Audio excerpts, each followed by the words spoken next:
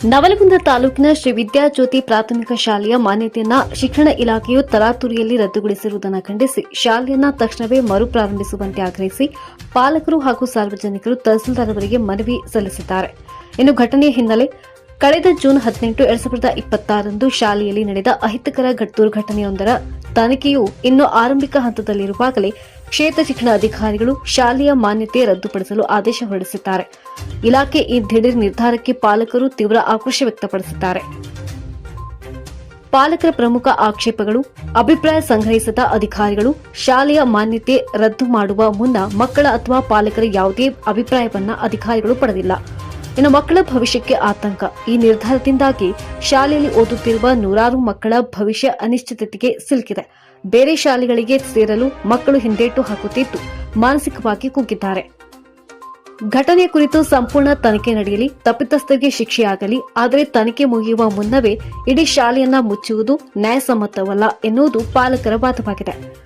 ಮನವಿ ಸಲ್ಲಿಸಿದ ಪ್ರಮುಖ ಪಾಲಕರು ಶಾಲೆ ಉಳಿವಿಗಾಗಿ ಆಗ್ರಹಿಸಿ ಮನವಿ ಪತ್ರಕ್ಕೆ ಸಹಿ ಹಾಕಿದ ಪ್ರಮುಖ ಪಾಲಕರಾದ Basavaraj A Banashankari, Renukavva B Needavani, Sidsab M Mulanavar, MG Attar, MY Unni, BM Patel, Kallappa B Kalasannavar, Guruprasad Shinteri, Ashwini B Chippadi, Savita Mahesh Banashankari, Nirmala A Banashankari ಸೇರಿದಂತೆ ಹೆಚ್ಚು ಪಾಲಕರು ತಹಸೀಲ್ದಾರ್ ಕಚೇರಿಗೆ ತೆರಳಿ ಒಕ್ಕೂರಿನಿಂದ ಒತ್ತಾಯಿಸಿದ್ದಾರೆ.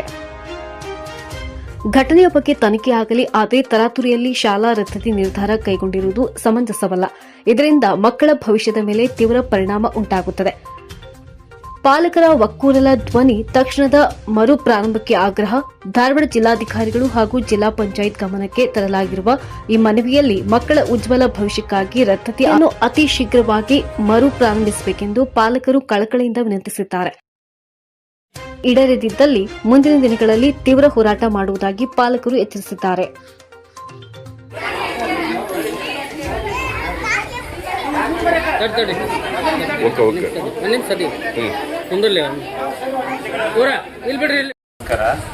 ಇವತ್ತಿನ ದಿವಸ ಕುಸುಗೋಲು ಹಾಗೂ ಪಡೇಸೂರು, ಶನವಾಡ, ಇನ್ನುಳಿದಂಥ ಗ್ರಾಮಗಳಿಂದ ಎಲ್ಲ ತಾಯಿ ತಂದೆ ಬಂದಿದ್ದಾರೆ. ಇಲ್ಲೇ ದಂಡಾಧಿಕಾರಿಗಳಿಗೆ ಮನವಿಯನ್ನು ಕೊಟ್ಟಿದ್ದಾಗಿತ್ತು.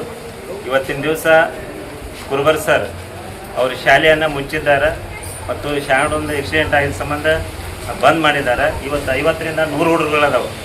ಅವ್ರು ಒಳ್ಳೆ ಶಿಕ್ಷಣ ನೀಡಬೇಕಂತೇಳಿ ಆ ಸ್ಕೂಲನ್ನು ಮತ್ತೆ ಚಾಲೂ ಮಾಡ್ಬೇಕಂತೇಳಿ ತಮ್ಮಲ್ಲಿ ಮನವಿ ಮಾಡಕ್ಕೆ ಬಂದೀವಿ. ಮತ್ತು ಬಿವರಿಗೂ ಕೂಡ ಮನವಿ ಕೊಡ್ತೇವೆ ಹಾಗೂ ತಹಸೀಲ್ದಾರಿಗೂ ಕೊಟ್ಟಿದ್ದೇವೆ.